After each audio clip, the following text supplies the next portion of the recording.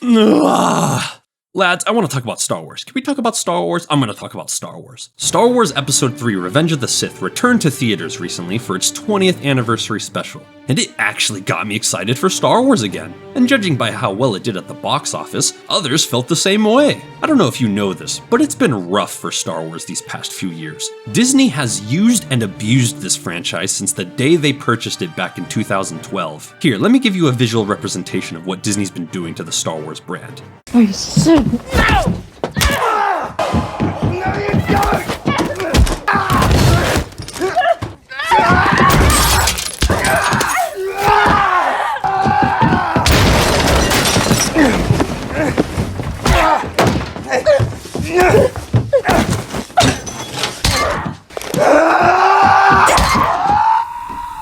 He tried to me. Terrible, isn't it? Now, I feel like tried is an important word here, because despite all of Disney's cynical attempts at bringing down this beloved franchise, fans still love the original trilogy and the prequels.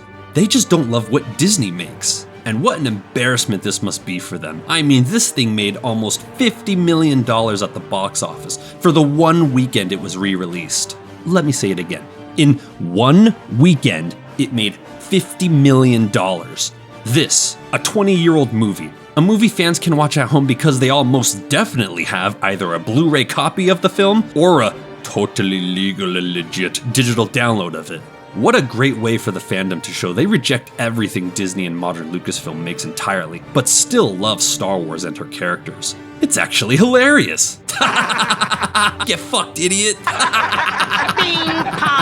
Now this video is mainly going to be me stroking the shaft of Revenge of the Sith for a few minutes, because despite the fact that I have seen this movie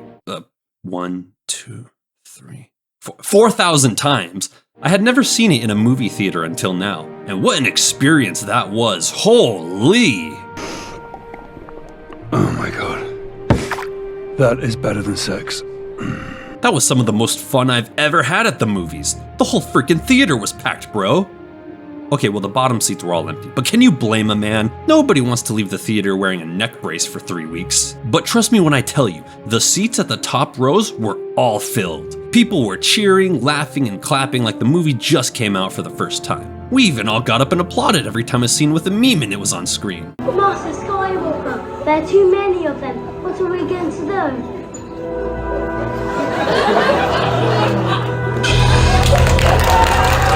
We went to war with the audience for the Minecraft movie next door over who was the loudest, us or them. We lost a lot of good men that day. All jokes aside, some movies are just best experienced on the big screen, lads. All the memorable and powerful moments you see in the movie are amplified and made more grandiose on the theater screen than a TV screen. You really do have a better time taking the whole film in, and you really get to appreciate all the details that the creatives who worked on the movie put so much time and effort into. Now it does show things like the CGI are starting to age a bit. You know, it's becoming a little bit dated now, but that's okay. She's got a beautiful personality. We still love her.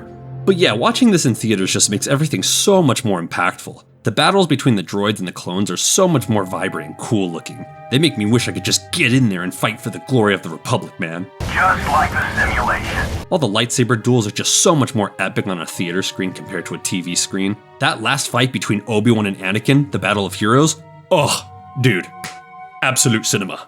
You really get to appreciate the choreography more thanks to the movie screen. And the contrast between their blue lightsabers and the red and black hellscape of Mustafar is just genius, bro. Even the more emotional moments felt more amplified from seeing this movie in theaters. Like when Padme goes to Mustafar to talk to Anakin and she realizes how much he has fallen to the dark side, it's just so much more emotional. And you really get to appreciate the performances from Hayden Christensen and Natalie Portman in this scene.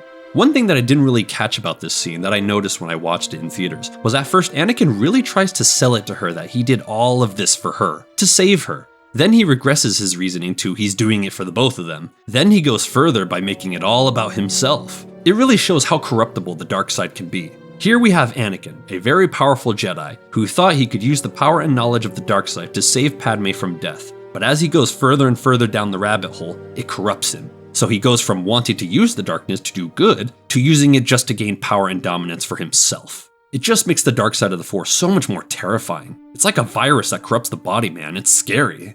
Now, I do gotta be fair here and say, while watching this movie in theaters does amplify the good things about it, it does also unfortunately amplify some of the bad things about it too. But you know what? That's okay. No movie is perfect after all. Okay, well maybe The Godfather is, but that's a whole different ballpark. Two critiques that really stood out to me are the bad dialogue in the film and how often the film transitions from scene to scene. Now, the dialogue not being good is nothing new to Revenge of the Sith. This is a legitimate criticism all three of the prequels face, but it really stands out when you watch this movie in theaters. I've watched this movie 8,000 times, so I've heard all the bad dialogue before. But for some reason, hearing it in a movie theater really made me cringe at some parts. The one scene I felt this way the most with was that scene where Anakin and Padme are on the balcony and they're talking about how love is blinding. No, no, it's because I'm so in love with you. So love has blinded you?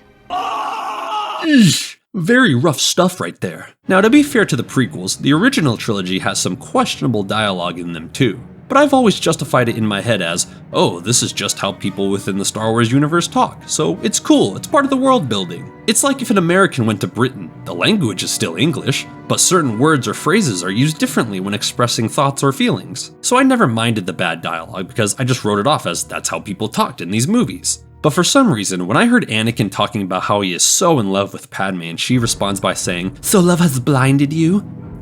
I don't know, it made me cringe a bit, right? I'm sorry. Also, moving to the scene transitions critique, there are way too many scene transitions in this movie. I get there are a lot of characters we have to follow and a lot of important events we need to cover, but holy Saint Michael the Archangel, pray for us, this movie jumps around a lot. We'll be on a scene with Anakin, then it goes to Obi-Wan, then it goes back to Anakin, then it goes to Anakin and Padme, then to Yoda, then to Anakin and Palpatine, then to General Grievous, which is crazy because he died like an hour ago, then back to Darth Sidious, then to Obi-Wan, and so on and so forth. And again, I get why it's like this. There's a lot of stuff we need to get through in order to set up A New Hope. But it doesn't change the fact that it can be too much at times, especially when it transitions to a scene that's really short and then goes to another one.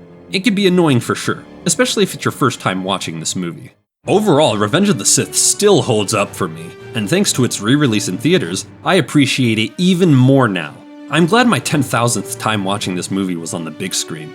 It's a nice blast from the past, and it showed that the fandom's love for Star Wars is still very much alive to this day.